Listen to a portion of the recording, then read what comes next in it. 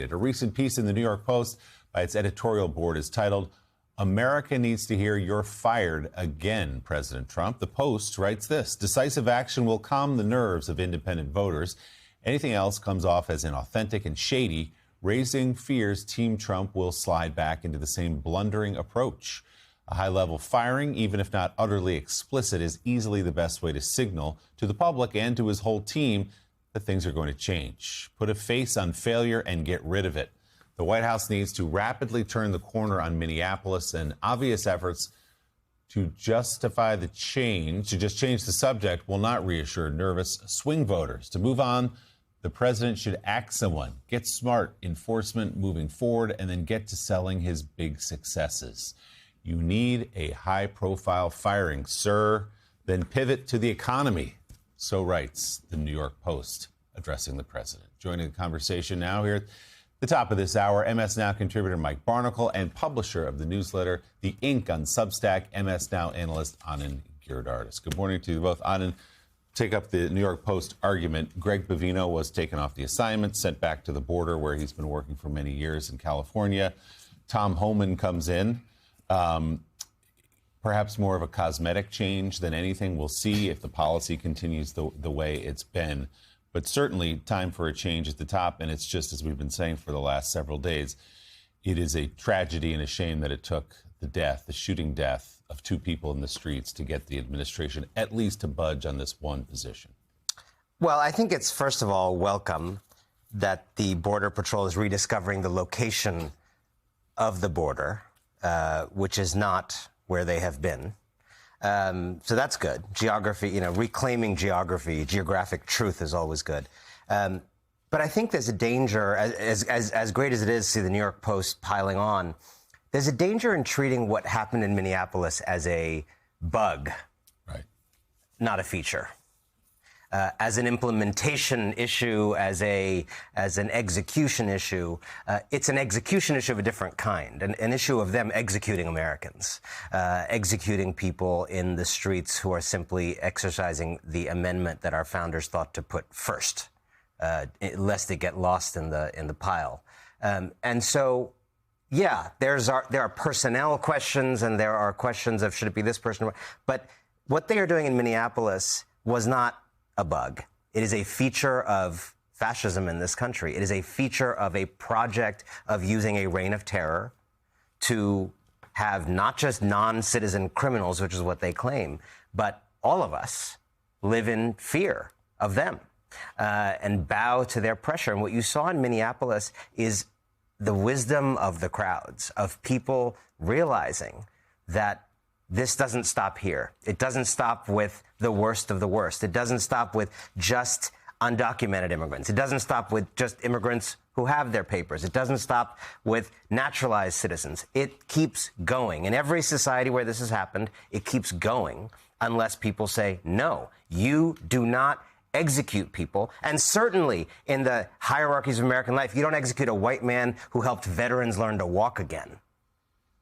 And people say nothing. And so people are saying something. And it doesn't stop, we should point out, with U.S. citizens either, who are being dragged out of their homes in some cases, or because they look a certain way or may have an accent, are being asked for their papers and being questioned. Now, why is the president retreating, perhaps slightly, on this? It's because it's bad for him. A new Fox News poll finds a majority of voters disapprove of how President Trump is handling immigration. 59% say ICE is too aggressive. That's a 10-point increase from July. The shift largely driven by moderates and independents. The poll also found 68% of voters think President Trump is not spending enough time talking about the economy. And of course, a top issue heading into the midterms. 47% say he's spending too much time talking about immigration. Meanwhile, Fox News chief political analyst Brit Hume had this to say about that polling. It suggests that while the administration is within its limits, its legal limits in this immigration crackdown and the dragnet that's going on, particularly out in Minnesota, it has hit its political limits. And the Republic's response to what it is seeing on its TV screens and reading about in publications and so forth suggests that people, they want the border closed, they want criminal illegals rounded up, but they see these scenes in the street, particularly the 2 killings in Minnesota, and they see, people who seem otherwise innocent, although they may be here illegally, rounded up. They don't like that. We have a compassionate people, and even illegal immigrants are not beyond the scope of that compassion. And I think the administration is being seen as having gone too far on this, and the polls certainly suggest that. So, Mike, Britt Hume is certainly right about that. But to Anand's point, there's a danger about talking about this issue in terms of the president's polls or optics or cosmetic changes at the top, when it's the policy that's affecting people who live in these cities, not just Minneapolis, but all the cities where ICE is present. It's the 5-year-old boy who was shipped to San Antonio out of his driveway when he came home from pre-K. It's obviously Alex Preddy and Renee Good, but also thousands of others in this country who are being affected by it. Forget all the polls. The country is run by the people of this country. And people have eyesight, and people have hearing. And people can see neighbors that they've known for 5, 6, 10 years, some of them having children being scooped off the street. The worst of the worst, as Anand just iterated, that was supposedly the deal here. That's why they were forming all these ICE officers in city after city after city. They're not going after the worst of the worst.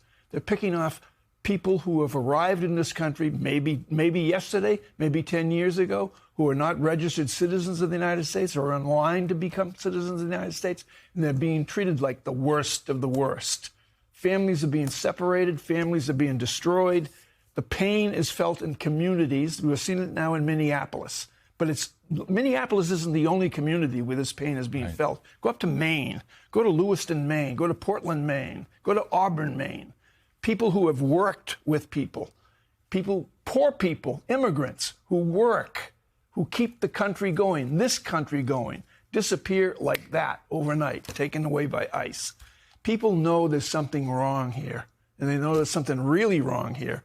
But the other story that we've been talking about earlier this morning, when you've got a group of people arriving in Georgia to scoop up ballots because one man is so inwardly awkward about who, in his own self-esteem, Donald Trump, cannot admit that he lost an election, and now we're going after the root of this country, the Constitution of this country, grabbing ballots to be re-examined 6, 7 years after the vote was cast because one man cannot look in the mirror and say, I lost an election. And the director of national intelligence accompanying FBI agents on that raid. Explain that. We're going to talk more about that in a minute, Mike. Yeah, let's come back to that. But it's interesting. Very little on the ground has changed yet in Minneapolis. Very little on the ground has changed yet in Maine. But a little bit of news right here. Senator Susan Collins just now on Twitter writes, while the Department of Homeland Security does not confirm law enforcement operations, I can report that Secretary Noem has personally informed me that ICE has ended its enhanced activities in the state of Maine. So that's the senator from Maine saying that. She goes on to say there are currently no ongoing or planned large-scale ICE operations. We will see if there is follow-through. There hasn't been much change yet on the ground in Minneapolis. The president has flat out said in an interview earlier this week there will be more cities that ICE will target. But it does feel like, at least for the moment, there's a shift. Maybe not permanent, but a subtle shift. What do you make of that? Is this indeed reading polls? Is this public pressure? Why do you think the conversation is changing even a little? I think with each of these actions, with each invasion of a city or some of these other policies, they are testing us. They're taking little biopsies of the American body politic. They're taking little tests of our character. They're trying to find out. Maybe the cruel tendency in every human being, the miserly tendency, the tendency to prefer to dominate other people instead of share with them, maybe that's dominant. That's what they're hoping to find out.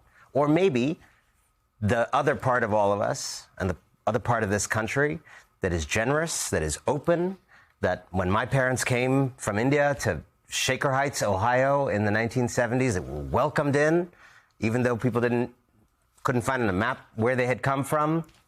You're part of this? Maybe that tendency will win. And so they keep throwing out these tests. And then we have to answer the tests. And protesters answer the tests. Every judge, you were covering this before, every judge who actually quickly says you can't do this, those people are answering the test. This entire exercise is a test of our character. And we have to, unfortunately for us, keep meeting this test every day. And it is remarkable to see regular people are on the front lines of meeting this test. It is people in the street. It is people who don't have fancy jobs, people who don't happen to run fancy universities, people who are not partners at fancy law firms. The heroes of the last year have been regular people with nothing to lose, many of whom may not have even ever met an immigrant in their life, who say, this is not me. This is not my country. Your test of my character fails. All right. Well, I mean, test, yes. I think there are many that think these are legitimate and real signs of trouble ahead. And at some point, you're not going to be able to put the toothpaste back in the tube. And we may even be there, not trying to be hysterical, just trying to report the facts. And you can focus in on Minneapolis, and you can say there are 2 American citizens that are dead and 2 state investigations that are being denied, evidence being taken away from the state. Hennepin County doesn't even have the evidence to investigate something that happened in their jurisdiction.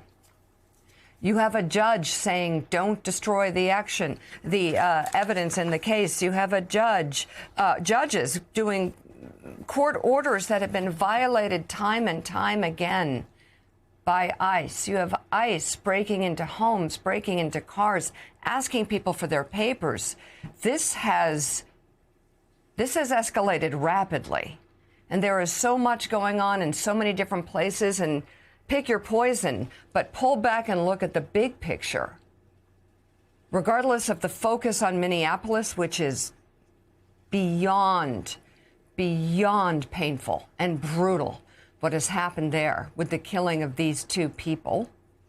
But if you pull back and you see Pam Bondi asking for voter rolls, and you see the FBI going into Fulton County, pull back. It's not good. And this is the moment where Democrats, who definitely see the issue, and Republicans may want to understand that they have power right now. It may be the time that they should use it if they recognize what is happening here. I don't think the Trump administration is pushing the envelope. They're moving forward. They're moving forward rapidly. And it is a plan that not only was laid out in black and white, but was announced by this president during his campaign. The word fascism was brought up. We used the word fascism a lot in the campaign, warning Americans. It was used because it matched the behavior. It matched the definition. And here we are. Anand Giridharadas, thank you very much. We appreciate your analysis this morning.